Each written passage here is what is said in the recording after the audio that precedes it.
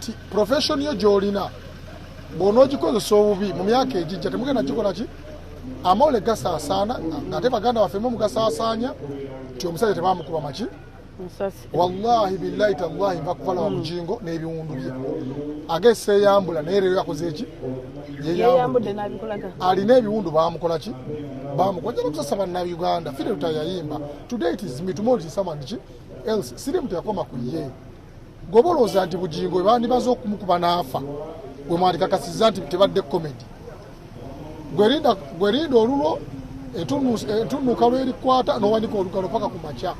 bino ebintu ffenna twekaabireko munnayuganda era ffe nga ffe gavumenti twataddewo embeera eya munnayuganda omugamba nti security etandikira ku ggwe tewali agenda kukubulira kunaaba bujonjo bwo ti amaaso gagenda lwala amannyo gasenye gagenda kukola ki eyo na security ya bulamu bwo tekakola yiti ewaka kakati essaawa za leero twalumbiddwa baterrorist mubeere vigilant nnyo abagenda mu bidongo abasajja bambadde ebikooti tobategeera lwaki baviira nammwe abalina amabaala mwenna n'ebidongo muteeko detectors abasajja nabwe luli batega bomu so embeera ya security eri bunnayuganda naye nga twalumbidde baterrorist aba ADF abakola ki abagenda batirimbula obulamu bw'abantu ebintu bya security njagala nnyo nga lipooti ekoze eki efulumye tujja okufuna obudde obukola ki obubyogerako njagala kakasa bannayuganda nti saasira famire y'omusirikale yafudde saasira pasita Bugingo ate neŋŋamba ye bali kuba mukwano gwa Katonda kuba nti akyali mbalamu abali ettooke eyo ago si magezi ge si mukubi wa ssama si kiki ne Katonda asazeewo buki busazi n'amugja mu abo bw'aba alina ekyokwetereeza mu bulamu bwakitereeze nga bukyali bw'aba alina ekyokulabirako akigireko ku lunaku lukya nti okufa mazima senga kutuukako buli omu abeera mu mbeera ye mumusaasira embeera yonna gye yayiseemu asaasira famire ye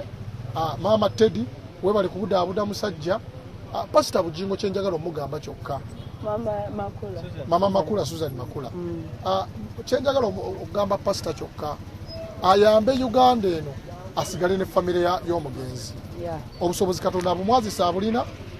bonna baweruwishazi tujja kukwatira zaakaawo naye nga ye omugugu akoze eki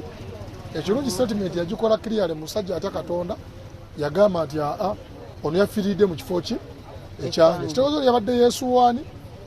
ono n'afiirira mu kifo kyani kyoli so ze kyenjagala kyokka famire agikwate butiribiri abeere nabo diversions n'abafamire mbakubiriza tebabateekamu kamera ne batagala